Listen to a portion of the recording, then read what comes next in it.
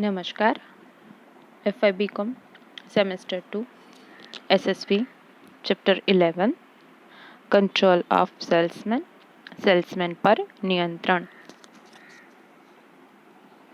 આ ચેપ્ટરમાં સેલ્સમેન પર યોગ્ય નિયંત્રણ રાખવામાં આવે એના માટેની પદ્ધતિઓ આપવામાં આવેલી છે, જેથી કરી અને સેલ્સમેન છે એ પોતાના કાર્યમાં બેદરકારી ન બતાવે અને અનઅધિકૃત કાર્યો કે જેના દ્વારા સંસ્થાને હાનિ પહોંચે એવા કાર્ય ન કરે એના માટે થઈ.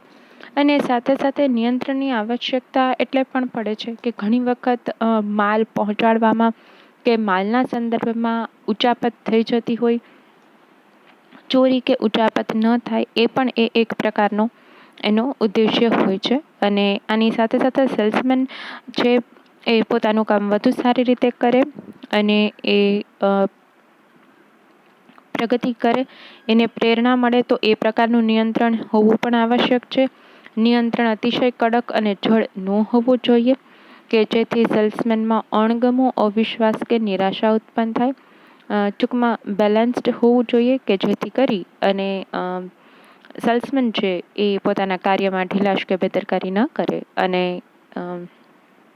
એકમને ઉપયોગી થાય એ રીતે કામ કરે. તો આ જે સેલ્સમેનના નિયંત્રણની અલગ અલગ જે વિધિ છે, રીતો છે, એમાં પહેલું છે સેલ્સમેનના કાર્યનું આયોજન. જે આપણે મેનેજમેન્ટમાં પણ ભણતા આવ્યા છે કે કોઈ પણ કાર્ય છે એ કોઈ પણ કાર્ય કરતાં પહેલાં જો એનું પ્લાનિંગ કરી લેવામાં આવે તો એ વધુ સારી રીતે થઈ શકે છે. તો આ સેલ્સમેનના કેસમાં પણ એવું જ થાય છે. સેલ્સમેનનું જે કામ કરવાનું હોય છે એ સેલ્સમેનનું કામનું યોગ્ય આયોજન થઈ ગયું હોય તો એને ખ્યાલ આવે કે એને કેટલા વિસ્તારમાં, કેટલા કોટામાં વેચાણ કરવાનું છે, એને કેટલા કોટાથી વધારે એટલે કે કેટલી લિમિટથી વધારે વેચાણ કરે તો એને કમિશન મળે છે, કેટલા ટકા કમિશન મળે છે, કેવી રીતે એને કામ કરવાનું છે, કયું કામ કરવાનું છે, કયું વસ્તુનું વેચાણ કરવાનું છે, ગ્રાહકો કેવા છે, કેવા પ્રકારના ગ્રાહકો પાસે વેચાણ કરવાનું છે. તો આવી પ્રકારની બાબતોનો જો એને ખ્યાલ હશે તો એ કાર્ય કરવામાં વધુ સારી રીતે કામ કરી શકશે. તો એના માટે થઈ અને સેલ્સમેનના કાર્યનું આયોજન બનાવીને એને આપી દેવું જોઈએ. ત્યારબાદ છે વેચાણ માટેના જરૂરી સાધન સાહિત્ય. હવે વેચાણ કરવા માટે પહેલાં તો એ કાર્યક્ષમ સેલ્સમેન જોશે. બાહોશ સેલ્સમેન યોગ્ય તાલીમ પામેલો હોવો જોઈએ, અનુભવી હોવો જોઈએ. અને જો અનુભવી ન હોય તો થોડા સમય માટે એને અનુભવી સેલ્સમેનની સાથે કામ કરાવવામાં આવે છે, જેથી કરીને એ યોગ્ય બાબતો સમજી શકે. ત્યારબાદ એ બાબત નક્કી કરી લેવામાં આવે છે કે કેવા પ્રકારનું વેચાણ કરવું છે. તો એના આધારે એને લગતા જે સાધન સાહિત્ય છે એને આપવામાં આવે. પત્રિકાઓ છે, પેમ્પલેટ્સ છે, બ્રોશર્સ છે, પ્રાઇઝના કેટલોગ છે, પછી ઘણી બધી વસ્તુ એવી હોય છે કે સેમ્પલ દ્વારા એનું વેચાણ થાય છે. તો જે સેમ્પલ હોય છે એ સેલ્સમેનને સાથે આપવામાં આવે છે, રાઈટ. તો આવી અલગ અલગ બાબતો છે કે જે એ શસ્ત્ર કહી શકાય. તો એના આધારે માલના પ્રકારને આધારે આવી પ્રકારની બાબતો આપવામાં આવે છે. જેમ કે કોસ્મેટિક પાવડર, કોસ્મેટિકની આપણે વાત કરીએ તો કોસ્મેટિકમાં પરફ્યુમ છે, ડીઓ છે, ટેલ્કમ પાવડર છે, તો આ બધી વસ્તુ, ક્રીમ છે, શેમ્પૂ છે, તો આ બધી વસ્તુ કેવી એવી વસ્તુ છે કે જે હેન્ડલ થઈ શકે. તો સેલ્સમેનને એ વેચાણ સાહિત્ય તરીકે સાથે આપવામાં આવે. તો સેલ્સમેન જ્યારે એને પોતાના એકમ તરફથી એ વસ્તુનું રિપ્રેઝન્ટેશન કરતો હશે તો આ વેચાણ સાહિત્ય બતાવવાથી પણ એક ઇફેક્ટ આવે છે. એના રંગરૂપ, આકાર, કદ, જેટલી પણ ફ્લેવર આવતી હોય એની સાથે તો એ સાથે આપવામાં આવે અને એ દેખાડીને એના જે ગુણો છે, લક્ષણો છે એનું વર્ણન કરી અને વધુ સારી રીતે વેચાણ કરી શકે છે. વેચાણ માર્ગદર્શિકા હોય છે એમાં સાથે. તો આ જે વેચાણના જરૂરી સાધનો છે એ કયા કયા હોઈ શકે? એક તો માર્ગદર્શિકા, એટલે કે માર્ગદર્શિકામાં શું હોય, અલગ અલગ વસ્તુની અલગ અલગ ફ્લેવર, એના ભાવ, કેટલોગ, આવી ઘણી બધી બાબતો હોય. અને શરૂઆતમાં સંસ્થાનો થોડો પરિચય હોય, કઈ કંપનીની બાબત છે અને એ સંસ્થાએ અત્યારે કેટલો વિકાસ કરેલો છે, કેવા કેવા પ્રકારની ચીજ વસ્તુઓ એના દ્વારા વેચાણ કરવામાં આવે છે, એના ઉપયોગો, લક્ષણો, લાક્ષણિકતાઓ, ગુણવત્તા, એની ફ્લેવર, જેટલી પણ વસ્તુ એ વસ્તુમાં રિલેટેડ હોય એ બધી જ વસ્તુ આપવામાં આવતી હોય, એની કિંમત સાથે. તો આ બધી બાબતો હોય છે. અને એ સિવાય સેલ્સમેનના એના પોતાના માટે પણ જેમ કે એકમની નીતિ કેવી છે, કેવા પ્રકારના ગ્રાહકો સાથે કઈ રીતે વાતચીત કરવી, અને એને અમુક સામાયિકો, આ બધી વસ્તુને દ્વારા પણ માર્ગદર્શિકાઓ આપવામાં આવતા હોય છે. માલના નમૂના, જેમ હમણાં આપણે વાત કરી, ઘણી બધી વસ્તુ એવી હોય છે કે જ્યારે એ વેચવા જાય તો એ હેન્ડી કહી શકાય, અને એટલે કે એ હેન્ડલ થઈ શકે એવી હોય, એ સાથે લઈ જઈ શકે એવી હોય, તેવી બધી વસ્તુના માલના નમૂના એને સાથે આપવા જોઈએ. પ્લાસ્ટિકની વસ્તુ હોય, અમુક લાકડાના મોડલ છે, પ્લાસ્ટિકના મોડલ છે, તો એ મોડલ બનાવીને પણ સાથે આપી શકાય છે, જો વસ્તુ લઈ જઈ શકાય એમ ન હોય તો. અધરવાઇઝ વસ્તુના ચિત્ર છે, ફોટા છે, કેટેલોગ છે, માર્ગદર્શિકા છે, એમાં પણ ચિત્ર ફોટા હોય છે, કલર્ડ ફોટા હોય છે, તો આ બધી વસ્તુ પણ સાથે આપી શકાય છે. મુલાકાતી કાર્ડ, પત્તા અને સાહિત્ય. ગ્રાહક પર છાપ પાડવા માટે યોગ્ય કદ, આકર્ષક દેખાવ અને કલાત્મક છાપવાળા મુલાકાતી પત્તા, એટલે કે જેને આપણે વિઝિટિંગ કાર્ડ કહીએ છીએ, એ પણ આપવામાં આવતા હોય છે, જેના કારણે એ કાર્ડને કોન્ટેક્ટ કરી અને ગ્રાહકને જો પાછળથી ઈચ્છા થાય અથવા તો બીજી વખત ઈચ્છા થાય તો એ ત્યાંથી પણ એનો કોન્ટેક્ટ કરી અને વસ્તુ ખરીદી શકે છે. પછી આવે છે મેઇન જે આપણી બાબત છે, વેચાણ માટે જરૂરી સાહિત્ય. પછી છે વેચાણ ક્ષેત્ર, વેચાણ વિસ્તાર નક્કી કરવા. તો અલગ અલગ પ્રકારના વિસ્તારમાં અલગ અલગ રીતે અમુક વસ્તુનું વેચાણ વધુ ઓછું હોય છે, ગ્રાહકની સંખ્યા પણ વધુ ઓછું હોય છે, માલનું વેચાણ વધારે ઓછું થતું હોય છે. તો એના આધારે વિસ્તાર અને કેટલો માલ વેચવો, એટલે કે કોટા, આ બંને વસ્તુ નક્કી કરી દેવામાં આવતી હોય છે. અને જે પહેલેથી જ સેલ્સમેનને જાણ કરી દેવામાં આવે તો એ પોતાની વેચાણની જે પ્રક્રિયા છે એનું આયોજન પણ એ પોતે એ રીતે કરી શકે. તો વેચાણ ક્ષેત્ર નક્કી કરવા માટે કઈ કઈ બાબતો ધ્યાનમાં લઈ શકાય? પ્રદેશની કુલ વસ્તી, વસ્તીની ગીચતા, સ્ત્રીઓ, પુરુષો, બાળકો, શિક્ષણ કે અભ્યાસનું પ્રમાણ, કેટલા પ્રમાણમાં શિક્ષણ લીધેલું છે, ભૌગોલિક પરિસ્થિતિઓ, આબોહવા, ઠંડી, ગરમ, સમશીતોષ્ણ, શારીરિક સ્વાસ્થ્ય, જનજાતિ, ધર્મ, રીતિ રિવાજ, રહેણીકરણી, સરકારની નીતિ કેવી છે, બરાબર. આ બધી જ વસ્તુ છે કે ગ્રામ્ય વિસ્તાર છે, શહેરી વિસ્તાર છે, વાહન વ્યવહાર, સંદેશા વ્યવહારની સગવડો કેવી છે, તો એના આધારે ગ્રાહકોનો ખ્યાલ આવી શકે. તો હવે આની સાથે સાથે હરીફ ઉત્પાદક પેઢીઓ કેટલી છે અને એના પ્રકાર, ગુણવત્તા, ભાવ, વેચાણ નીતિ, વેચાણ સંચાલન, આવી ઘણી બધી બાબતોનો એના ઉપર સવાલ થતો હોય, સમાવેશ થાય છે. હવે વેચાણ વિસ્તાર કેવી રીતે નક્કી થાય? વેચાણ વિસ્તાર છે એ પ્રત્યેક વેચાણ વિસ્તાર વસ્તીની, તેની ગીચતા, વાહન વ્યવહારની સગવડો, ગ્રાહકો કેવા પ્રકારની વસ્તુને ખરીદવા માટે વધારે કઈ પ્રકારની વસ્તુ ખરીદે છે અને એકમ કઈ પ્રકારની વસ્તુ વહેંચે છે, એના કેટલાક ગ્રાહકો લાંબા સમયના છે, આ બધી વસ્તુના આધારે થતું હોય. તો એ એકમ પાસેથી એને ઘણું બધું સારું માર્ગદર્શન અનુભવી સેલ્સમેન પાસેથી પણ મળી શકે. તો વેચાણ વિસ્તારની યોગ્ય ફાળવણી માટે દરેક સેલ્સમેનના કાર્યનું મૂલ્યાંકન પણ સરળતાથી થઈ શકે છે. કયા વિસ્તારમાં કયા સેલ્સમેન દ્વારા કેવા પ્રકારનું વેચાણ થયું છે. સેલ્સમેનનું વેચાણ લગભગ સરખું થતું હોવું જોઈએ. જો વેચાણ પ્રમાણસર ન હોય તો જવાબદાર સેલ્સમેનને જરૂરી સૂચના, માર્ગદર્શન અથવા તો સજા પણ આપવામાં આવતી હોય છે. તો આ રીતે સેલ્સમેન છે એના ઉપર જો નિયંત્રણ રાખવામાં આવે તો એ આળસુ અને ઢીલા ન થાય. ત્યારબાદ છે વેચાણ કોટા નક્કી કરવા, એટલે કે કેટલા પ્રમાણમાં વેચાણ કરવું, એ કેવી રીતે નક્કી થાય છે.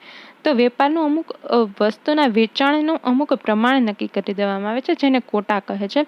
જેમ કે 15 દિવસનો કોટા, મહિનાનો કોટા, ત્રિમાસિક, 6 માસિક, અલગ અલગ પ્રકારના સેલ્સમેનને કોટા આપે છે. તો જેટલા કોટા, એટલે કે આટલા સમયગાળામાં એને આટલા એકમોનું વેચાણ કરવાનું છે. જેમ કે 1 મહિનાના સમયગાળામાં એને 1000 એકમોનું વેચાણ કરવાનું છે, તો એનો કોટા ફાળવાયેલો એવું કહેવાય શકાય. તો કોટા ફાળવવા માટે એકમની વસ્તુની કિંમત, માલનો પ્રકાર, નવા બજારમાં માલ મૂકવાનો છે કે ચાલુ બજારમાં જ માલનું વેચાણ કરવાનું છે, પ્રાથમિક જરૂરિયાતનો માલ છે, મોચકનો માલ છે, માંગનું પ્રમાણ, અગાઉના સમયના વેચાણના આંકડા, સંસ્થાની વેચાણ નીતિ, ભાવ, વટાવ, વળતર, શાખ નીતિ, હરીફાઈનું પ્રમાણ, સંસ્થા દ્વારા ભાવની જાહેરાત, વેચાણ વિજ્ઞાપન, સાધન સાહિત્ય, વેચાણ વિસ્તારની ભૌગોલિક, સામાજિક, આર્થિક, રાજકીય પરિસ્થિતિ, સેલ્સમેનના ગુણો, કુનેહ શક્તિ, અને અમુક વિસ્તાર એવા હોય કે જ્યાં વેચાણ ન થતું હોય, અમુક વિસ્તાર એવા હોય કે જ્યાં વેચાણ વધારે થતું હોય, તો એ બધી બાબતોને પણ ધ્યાનમાં લેવામાં આવતી હોય છે. ત્યારબાદ છે સેલ્સમેનના અધિકારોની સ્પષ્ટતા. જ્યારે પણ સેલ્સમેનને એકમમાં રાખવામાં આવે છે ત્યારે તેને આપવામાં આવતા અધિકારોની સરખી રીતે વ્યવસ્થિત રીતે સ્પષ્ટતા કરવામાં આવે છે કે કેવા પ્રકારના સેલ્સમેનને કયા કયા પ્રકારના અધિકારો આપવામાં આવે છે. જેમ કે માલની વેચાણ કિંમત અંગે, પેકિંગ રવાનગી અંગે, વળતર અંગે, ઉધાર વેચાણ અંગે, નાણાંની ઉઘરાણી અંગે, માલ વિશેની ખાતરી અંગે, તપાસ અને સરખામણી અંગે અને સામાન્ય ફરિયાદોના નિકાલ અંગે. તો આવી અલગ અલગ પ્રકારના આધારે સેલ્સમેન છે એને અધિકારો આપવામાં આવે છે, જેથી કરી અને એને પોતાના અધિકારી અને મર્યાદા નક્કી કરવા એ ખ્યાલ આવી શકે. ત્યારબાદ છે સેલ્સમેનનો અહેવાલ તથા અહેવાલની તપાસ. હવે સેલ્સમેન જે કાર્ય કરે છે એને સમયાંતરે પોતાના ઉપરના અધિકારીને ઉપરી અધિકારીને એ થયેલા કાર્યનો અહેવાલ આપવાનો રહે છે. આથી જેમ કે પ્રવાસ કાર્યક્રમ, નવા જૂના ગ્રાહકોની કેટલી મુલાકાત થઈ, ક્યારે લીધી, તેના પરિણામ, કારણ, વેચાણ વિગત, બજાર પરિસ્થિતિ, ગ્રાહકોની ફરિયાદ, તેનું નિરાકરણ, ખર્ચના આંકડા, આવી ઘણી બધી બાબતોની વિશેને કામ કરવાનું હોય છે.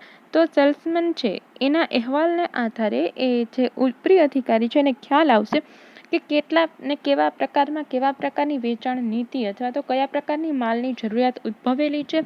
તો એમાં ગ્રાહકોના આવેલા જે સલાહ સૂચન માર્ગદર્શન છે તેને એ રીતે માલનું ઉત્પાદન કરવું, કેવા પ્રકારના માલમાં કેવો ફેરફાર કરવો, કેવા પ્રકારના માલ કન્ટિન્યુ રાખવા, કે એમાં વેચાણ ઘટે છે તો એને કઈ રીતે એનો વધારો કરવો, એ બધી બાબતોનો ખ્યાલ આવશે.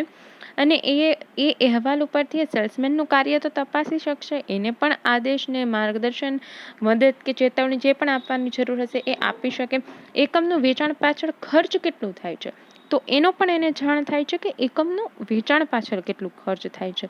તો આ પ્રકારના નિયમિત અહેવાલ ઉપરથી સેલ્સમેનની કાર્યશક્તિ અને કાર્યક્ષમતા આ બંનેનું માપન ઉચ્ચ અધિકારીઓ દ્વારા થઈ શકે છે.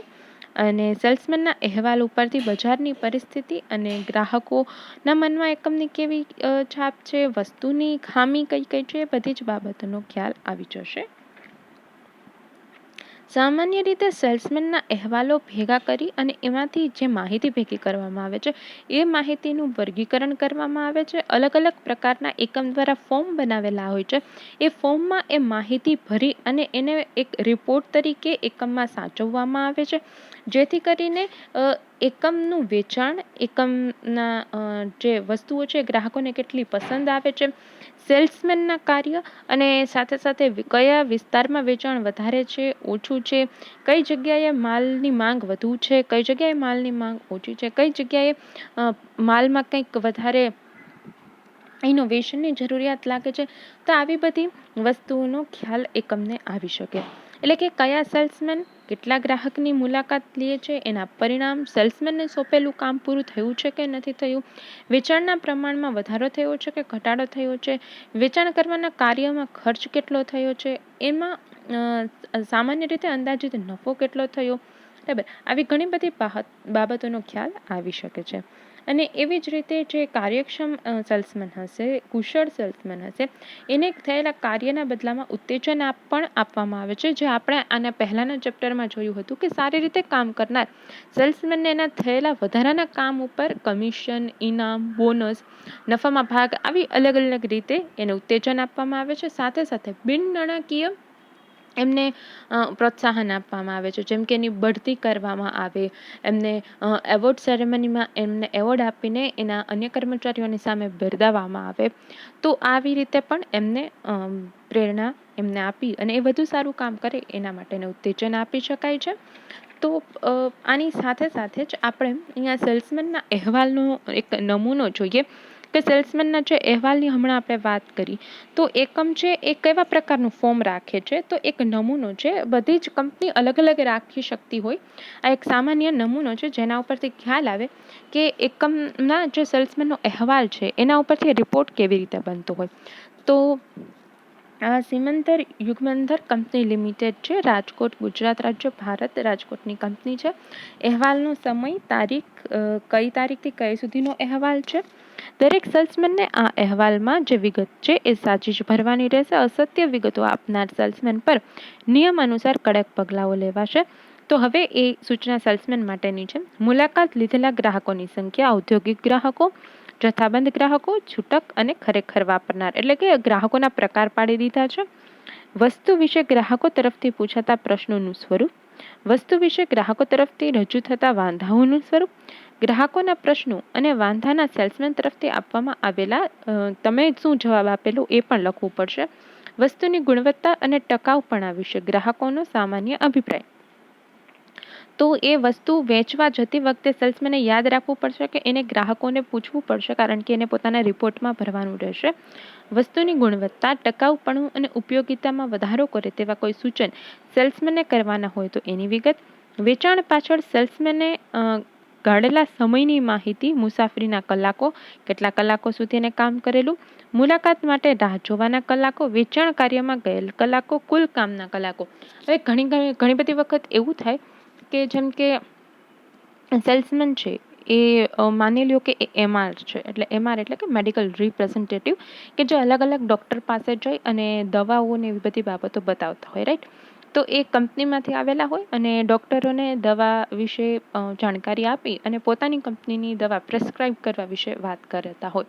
તો હવે આમાં એવું થાય કે ઘણી વખત ડૉક્ટર બિઝી હોય તો એ MR હોય એને ઘણા બધા ટાઈમ સુધી ડૉક્ટરની રાહ જોવી પડે. એવી જ રીતે એ લોકો જો ઔદ્યોગિક સંસ્થાઓમાં જતા હોય તો ઔદ્યોગિક સંસ્થાઓના વડાઓ પાસે પણ એને આ પ્રકારની માલની વસ્તુઓ બતાવવાની હોય. હવે જો વડા હાજર ન હોય અથવા તો એ અધિકારી છે કોઈ મિટિંગમાં બિઝી હોય તો ત્યાં સુધી એને વેઇટ કરવું પડતું હોય, તો એ રાહ જોવાના કલાકો પણ એને દર્શાવવા પડશે અને વેચાણમાં કેટલા કલાકો ગયા છે એ પણ દર્શાવવા પડશે અને કુલ કામના કેટલા કલાકો થયા છે એ પણ દર્શાવવા પડશે. મુલાકાત લીધેલ ગ્રાહકમાં કેટલા ગ્રાહકોને સફળતાપૂર્વક વેચાણ થઈ શક્યું, મુલાકાત લીધેલ ગ્રાહકમાં કેટલાને વેચાણ ન થઈ શક્યું. હવે જો ન થઈ શક્યું તો નિષ્ફળતાના કયા કયા કારણ છે. વેચાણ થયેલ વસ્તુનો જથ્થો, કેટલા જથ્થામાં વસ્તુનું વેચાણ થયું એટલે કે નંગ. વેચાણ થયેલ વસ્તુની કિંમત. વેચાણ વધારો કે ઘટાડા પાછળના સમયના સંદર્ભમાં થયો હોય તો તેના કારણો અને સેલ્સમેનના અભિપ્રાય. ઉધાર વેચાણની વિગત. હવે ઉધાર વેચાણ જો કરેલું છે તો કેવી રીતે કરેલું છે કે 10 દિવસ કરતાં ઓછી મુદત આપેલી છે, 10 થી 30 દિવસની કે 30 કરતાં વધારે. તો શાખ મુદત, ગ્રાહકની સંખ્યા, વેચાણ જથ્થો, કિંમત, આ બધી બાબતો દર્શાવવાની હશે. પેઢીએ નક્કી કરેલ વેચાણ શરતોમાં અમુક ગ્રાહકોને વિશિષ્ટ છૂટછાટ આપેલી હોય તો તેના કારણ કે પેઢીએ જ નક્કી કરેલી છે અને ગ્રાહકને કંઈ છૂટછાટ આપેલી છે તો શું કામ આપેલી છે. ઉઘરાણી કાર્યની વિગતો. જ્યારે ઘણી વખત ઉધારમાં માલ આપેલો હોય તો હવે એનો સમય પૂરો થતો હોય તો એનું જે પેમેન્ટ છે એ લેવા પણ જવું પડતું હોય. તો હવે પેમેન્ટ લેવા જતી વખતે મળેલી રકમ, બાકી હોય તો એ બાકી રકમ અંગે ગ્રાહકે કઈ બાબત દર્શાવેલી તો કરેલી વિગતો. કોઈ ગ્રાહક પર કાયદેસરના પગલાંની જરૂરિયાત હોય તો તેની સંપૂર્ણ વિગત દર્શાવવી પડશે. નાણાકીય પરિસ્થિતિ અને ગ્રાહકના વલણ અને સેલ્સમેનના અભિપ્રાય. પેઢીની જાહેરાતથી ગ્રાહક પર અસર વિશે સેલ્સમેનનો અભિપ્રાય અને જરૂરી સૂચન. હરીફાઈ, બજારના આર્થિક પ્રવાહો અને રાજકીય પરિસ્થિતિના સંદર્ભમાં સેલ્સમેનને કરવાના સૂચન. તો આ બંને બાબત એવી છે કે સેલ્સમેન જ્યારે કામ કરવા જશે એ અલગ અલગ ગ્રાહકોના સંપર્કમાં આવશે, એના દ્વારા એને અનુભવથી આ બંને બાબતોની વિગતો લખી શકશે. કારણ કે ઘણી વખત એવું બને કે ગ્રાહકો સામેથી જ જાહેરાત જોયેલી હોય તો સેલ્સમેન પાસે એવા પ્રકારની વસ્તુની માંગણી કરતા હોય કે સેલ્સમેને હજી સુધી બતાવી ન હોય પણ ગ્રાહકો સામેથી જ વસ્તુની માંગણી કરતા હોય. તો એમાં કહી શકાય કે એ જાહેરાતની અસરથી, હવે તો ટીવીમાં પણ ઘણી બધી જાહેરાતો આવે છે તો ગ્રાહકો આ પ્રકારની માંગણી કરતા હોય. અને એ સિવાય અલગ અલગ પરિસ્થિતિમાં પણ સેલ્સમેનને ગ્રાહકો ઉપર એની અસર શું થતી હોય તેના સૂચનો એ એકમને કરી શકે છે. સેલ્સમેન કરેલ વેચાણ ખર્ચની વિગતો. વેચાણ કરવા પાછળ સેલ્સમેને કેટલો ખર્ચ કર્યો. વસ્તુ, જાહેરાત કે પેઢી નીતિ વિશે અન્ય જરૂરી સૂચનો જો એને લાગે તો. અને કોઈ વધારાની નોંધ કરવી હોય તો. કયા સ્થળે વેચાણ કરેલ છે એ સ્થળ, સહી અને સેલ્સમેનનું નામ. તો આ એક વેચાણ નમૂનાનું આદર્શ આઈડિયલ સ્વરૂપ હોય. અને સાથે સાથે SSPની થોડી ટર્મિનોલોજી છે કે માર્કેટિંગ એટલે એમાં શું કરવામાં આવે છે. સેલિંગ સમથિંગ, આપણે કંઈક વસ્તુ વેચાણ કરવા માટે માર્કેટિંગ કરવામાં આવે છે. તો એના તમને જવાબ મળી જાય કે હું સેલ કોણ કરે છે, મેન્યુફેક્ચરર ઓર અ ટ્રેડર. એ કંપની પણ હોઈ શકે, મેન્યુફેક્ચરર એટલે કે ઉત્પાદક. કોણ સેલિંગ કરે છે? ઉત્પાદક કરે છે, રાઈટ. પછી છે વોટ દે સેલ, કે એ લોકો શું સેલ કરે છે, તે શું વેચાણ કરે છે? એ પ્રોડક્ટ, સર્વિસ અથવા તો આઈડિયાનું પણ વેચાણ કરી શકે. હાઉ દે સેલ, કેવી રીતે કરે છે? ચેનલ ઓર ડિસ્ટ્રીબ્યુશન, બરાબર. ચેનલ અને ડિસ્ટ્રીબ્યુશન એટલે કે આપણે જે સાંકળ જોઈ ગયા વેચાણની સાંકળ શું કહી શકાય? કે ઉત્પાદક કંપની હોય એની પાસેથી જથ્થાબંધ કે રિટેલર વેપારીઓ અને ત્યાંથી ગ્રાહક સુધી પહોંચે અને વચ્ચે એજન્ટો કામ કરતા હોય, બરાબર. આ ચેનલ કહેવાય. હુમ ટુ સેલ એટલે કે કોને વેચાણ કરે છે? પરચેસર ઓર કસ્ટમર. પરચેસર અથવા તો કસ્ટમરને વેચાણ કરે છે. પછી એ પરચેસર કે કસ્ટમર જથ્થાબંધ વેપારી પણ હોઈ શકે, એજન્ટ પણ હોઈ શકે, છૂટક વેપારી પણ હોઈ શકે અને ગ્રાહક પણ હોઈ શકે. Why to sell, the objective of organisation. તો શું કામ એ સેલિંગ કરે છે? શું કામ વેચાણ કરે છે? કે ઓબ્જેક્ટિવ્સ ઓફ ઓર્ગેનાઇઝેશન, પોતાની કંપનીના પોતાના જે ધંધો શરૂ કર્યો હોય ત્યારે એના જે ઉદ્દેશ્ય હશે, જે ઉદ્દેશ્યથી ધંધો કરવા માંગતા હશે, જે વસ્તુનું ઉત્પાદન કરતા હશે, એ ઉત્પાદિત કરેલી વસ્તુનું વેચાણ કરી નફો કમાવા માટે એ લોકો સેલ કરે છે. Thank you.